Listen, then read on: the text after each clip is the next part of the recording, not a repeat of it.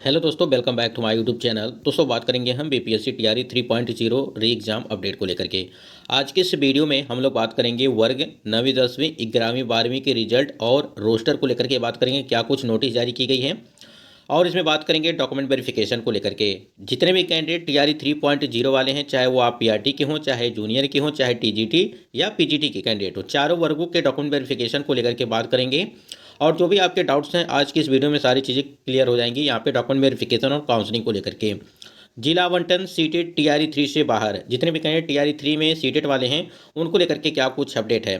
DB में कौन कौन से लोग होंगे बाहर, इसको लेकर के भी बात करेंगे। क्योंकि देखिए, आपके डॉक्यूमेंट वेरिफिकेशन वो अगर बात करें टीआरई 3.0 की, 16 से लगा करके 20 तारीख तक आपकी यहाँ पे डॉक्यूमेंट वेरिफिकेशन की प्रक्रिया वो चलेगी।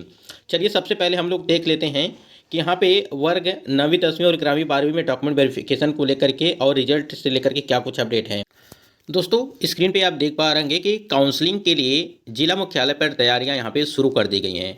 आपको पता है कि 9 से 23 दिसंबर तक होगी काउंसलिंग की प्रक्रिया। ठीक है, आपको बता दें कि अलग अलग जैसे आपकी बीपीएससी प्रधान शिक्षक भर्ती और प्रधानाध्यापक की भी काउंसलिंग, उसके बाद से बीपीएससी टीआरई 3.0 की काउंसलिंग, उसके बाद सक्षमता यहाँ पे 2 की जो है काउंसलिंग प्रक्रिया, ये भी यहाँ पे होने वाली है। डीआरसीसी को बनाया गया काउंसलिंग केंद्र, केंद्र पर दंडाधिकारी व पुलिस की होगी तैनाती। सबसे पहले यहाँ पे देख पा रहे हैं कि काउंसलिंग के लिए जिला मुख्यालय पर तैयारियां शुरू कर दी गई हैं। इसका मतलब आप समझ रहे हैं कि काउंसलिंग के लिए पूरी तरह से जो भी यहाँ पे चीज़ें चाहिए, उसके लिए तैयारियां शुरू कर दी गई हैं अलग अलग जिलों में अगर बात करें तो। सबसे पहले स्क्रीन पे आप देख पा रहे हैं कि शिक्षा विभाग के निर्देश पर प्रधानाध्यापक, प्रधान शिक्षक, प्रधान विद्यालय अध्यापक और स्थानीय निकाय शिक्षक अभ्यर्थियों की काउंसलिंग की जिला में तैयारियां शुरू हो गई हैं। इसके लिए जो है यहाँ पे जितवारपुर में जो है स्थित डीआरसीसी में काउंसलिंग केंद्र जो है वो बनाया जा रहा है। 9 दिसंबर से काउंसलिंग शुरू हो जाएगी, जो अगले 23 दिसंबर तक लगातार चलेगी। काउंसलिंग में सफल अभ्यर्थियों की संबंधित स्कूलों में पदस्थापन जो है किया जाएगा। अब यहाँ पे ये तो आपका 9 से लगा करके 23 तारीख तक है। अब यहाँ पे देखिए बीपीएससी टीआरई 3.0 के लिए क्या कुछ अपडेट है। यहाँ पे देखिए टीपीओ स्थापना कुमार सत्यम ने बताया कि प्रति काउंटर 50 से 60 अभ्यर्थियों की काउंसलिंग ली जाएगी, जिसमें हर अभ्यर्थी के सभी प्रमाण पत्रों का जो है बारीकी से सत्यापन किया जाएगा। और देखिए, यहाँ पे बारीकी से सत्यापन तो किया ही जाता है, लेकिन किस अगर यहाँ पे जब सारी चीज़ें सही तरीके से की जाती हैं तो टीआरई 1 और टीआरई 2.0 की भर्ती में इस प्रकार से जो कंडीशन देखने को मिल रही थी कि जो सीटेड था, एस्टेड था, बीटेड था, उसके नंबर को लेकर के काफ़ी ज़्यादा कैंडिडेट को बाहर किया गया। अगर उसी टाइम पे यानी कि काउंसलिंग के टाइम पे ही टीआरई 1 और टीआरई 2.0 की भर्ती में कैंडिडेट को बाहर कर दिया गया होता, तो जो कैंडिडेट यहाँ पे सिलेक्ट हुए थे, चाहे वो टीआरई 1 के हो चाहे टीआरई 2 के हो, आज यहाँ पे निकालने की नौबत नहीं आती, उनकी नौकरी नहीं जाती।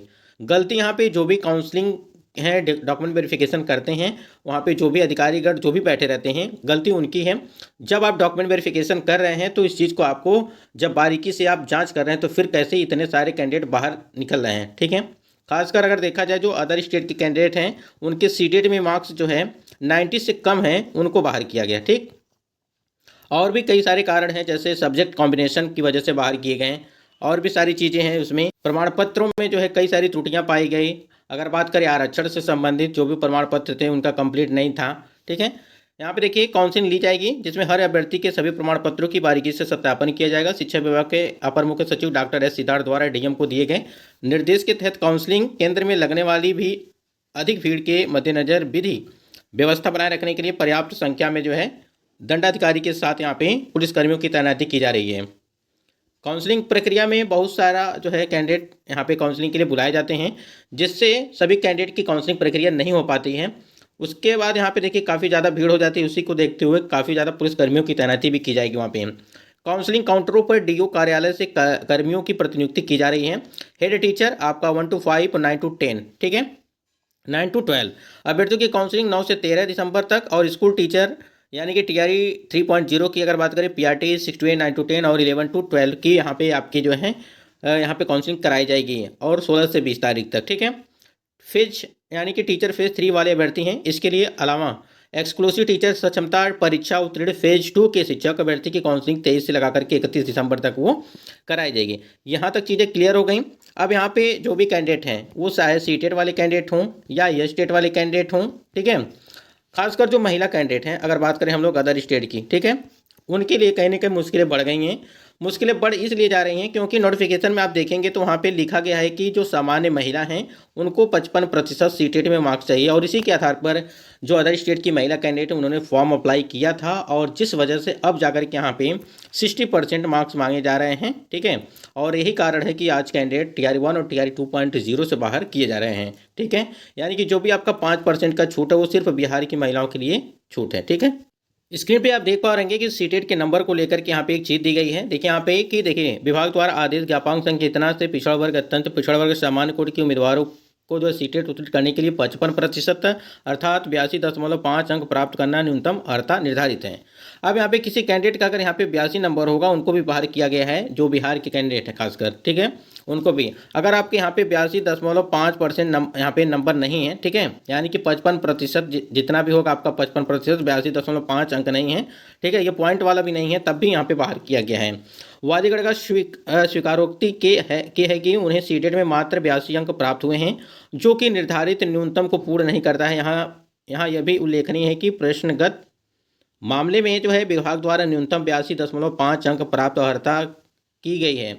याचिकाकर्ता के दावे के अनुसार अगर इन्हें 54.66% को राउंड अप करते हुए 55% तक निर्धारित किया जाता है तो यह निर्धारित 5% छूट की सीमा अधिक अनुमान हो जाता है, जो कि निर्धारित प्रावधान के प्रतिकूल है। ठीक है, तो ये सीटेड वाला नंबर को लेकर के काफ़ी ज़्यादा यहाँ पे बवाल मचा हुआ है, और यही आपको अंक यहाँ पे चाहिए। देखिए, और यहाँ पे बताया गया कि 54.66% अगर राउंड अप में आप करेंगे तो 55% इसको मानेंगे, क्योंकि आपको पता है अगर 54.5 आता है, ठीक है, तो हम इसे 5 यानी कि 5 के बाद से जो है इसे पूरा मान लेते हैं कि यहाँ पे 55 हो जाएगा। ठीक है, वही चीज़ यहाँ पे राउंड अप में माना गया है कि 55% अंक निर्धारित किया जाता है। ठीक, लेकिन यहाँ पे जो है कि 82.5 अंक अगर यहाँ पे आप कितने नंबर हैं और 55% के हिसाब से देखेंगे तो ये नंबर सही होगा, यानी कि 82.5। यही लफड़ा है यहाँ पे, पॉइंट का भी यहाँ पे लफड़ा मचा हुआ है, और इसी की वजह से बहुत सारे कैंडिडेट बिहार के भी जो हैं उनको भी यहाँ पे नुकसान हो रहा है। अदर स्टेट के कैंडिडेट के लिए तो नुकसान हो ही रहा है, लेकिन जो यहाँ पे बिहार के कैंडिडेट उनके लिए भी ये दिक्कत हो गई है। उसके बाद यहाँ पे एक और अपडेट आई थी काउंसलिंग को लेकर के, अभी हमने एक अपडेट दिया आपको। उसके पहले देखिए यहाँ पे काउंसलिंग कराने की तैयारी में जुटा शिक्षा विभाग, गोपालगंज से अपडेट है। और यहाँ पे देखिए विभिन्न पदों पर 9 चयनित शिक्षकों की काउंसलिंग का जो है काउंसलिंग को लेकर के जिला शिक्षा विभाग ने तैयारी तेज कर दी है, और बिहार शिक्षा विभाग के तत्वावधान में जिले में चयनित प्रधान शिक्षकों और TR3 और सक्षमता 2 उत्तीर्ण शिक्षकों की काउंसलिंग होनी है। इसको लेकर के राज्य मुख्यालय से ही एक शेड्यूल जारी किया जाएगा। ठीक है, यहाँ पे जो शेड्यूल जारी किया गया है जिसमें आपकी जो है प्रधान शिक्षक के लिए पहले नंबर पे, उसके बाद TR 3.0 के लिए, उसके बाद सक्षमता 2 के लिए। ठीक है, यहाँ पे काउंसलिंग पहले आपके प्रधान शिक्षक, उसके बाद TR 3, उसके बाद यहाँ पे सक्षमता 2 परीक्षा की जो आपकी काउंसलिंग है वो होगी। लोग बिल्कुल रेडी रहिए इसके लिए, जो भी डॉक्यूमेंट आपके लग रहे हैं। ठीक है, जो भी डॉक्यूमेंट की हमने सूची बनाई हुई है, आप अगर यहाँ पे सर्च करेंगे डॉक्यूमेंट वेरिफिकेशन, ठीक है, और यहाँ पे चैनल का नाम लिखेंगे स्टडी विद साधना, ठीक है, आपको तुरंत जो है डॉक्यूमेंट वेरिफिकेशन से तमाम कई सारी वीडियो आपको देखने को मिल जाएंगे वहाँ से। और ये आपकी अलग अलग डेट है। देखिए 9 से 13 दिसंबर आपके प्रधान शिक्षक और प्रधानाध्यापक की, 16 से लगा करके 20 दिसंबर TR3 की, और 23 से लगा करके 31 दिसंबर तक सक्षमता की यहाँ पे पास काउंसलिंग कराई जाएगी। ठीक है, ये आपकी अलग अलग डेट है। यहाँ पे अगर बात करें वर्ग जो आपका 9वीं 10वीं और 11वीं 12वीं के रिजल्ट को लेकर के, तो आपकी फाइनली अगर बात करें यहाँ पे 5 तारीख को बताया गया है कि आपका रिजल्ट जो है वो TGT का दे दिया जाएगा। ठीक है, TGT का रिजल्ट जो है यहाँ पे 5 तारीख को दे दिया जाएगा। आप देखिए यहाँ पे रोस्टर आपकी आने वाली हैं, ठीक है, और रोस्टर में जो है 2627 सीटें यहाँ पे ऐड की गई हैं। ठीक है, अगर बात करें जैसे यहाँ पे 16,000 यहाँ पे आपकी सीटों की संख्या रखी गई थी, 16,970 आपकी पहले सीटें थी, फिर इसमें सीटों की संख्या ऐड की गई, तो कहीं ना कहीं सीटें आपकी बढ़ गई। तो उसी वजह से यहाँ पे अब जो है कटाव में भी आपको थोड़ा बहुत परिवर्तन देखने को मिल सकता है। यहाँ पे आप स्क्रीन पे देख पा रहे हैं कि बैकलॉग पद आपकी जो है यहाँ पे TGT में ऐड की गई हैं। उसके बाद अगर फर्जी डॉक्यूमेंट की बात करें तो फर्जी वाले डॉक्यूमेंट जिनके भी होंगे कैंडिडेट, उनको जो है बाहर किया जाएगा। इस बार काफ़ी बारीकी से यहाँ पे डॉक्यूमेंट वेरिफिकेशन होगा। और रिजल्ट भी यहाँ पे अगर बात करें जिनका भी, देखिए अगर मान के चलिए यहाँ पे जिनका भी यहाँ पे PRT और 6 to 8 9 to 10 में अगर रिजल्ट जारी भी कर दिया जाए, ठीक है, तो जब तक आपका डॉक्यूमेंट वेरिफिकेशन नहीं हो जाता है तब तक आप उसका कोई भी मतलब नहीं रहेगा, क्योंकि जब तक आपके सभी डॉक्यूमेंट कंप्लीट नहीं पाए जाएंगे तब तक आपकी ज्वाइनिंग नहीं हो सकती है, नियुक्ति पत्र नहीं मिल सकता है। तो जो भी चीज़ें हैं, जितने भी कैंडिडेट हैं उस बात को ध्यान रखेंगे कि डॉक्यूमेंट में कोई भी गलती ना हो। अगर कोई गलती है तो आप उसे एफिडेविट बनवा करके उसको ले गए। ठीक है। बाकी आपका कोई सवाल हो तो कमेंट सेक्शन में ज़रूर कमेंट करिएगा, आपके सवालों के जवाब को दिए जाएंगे।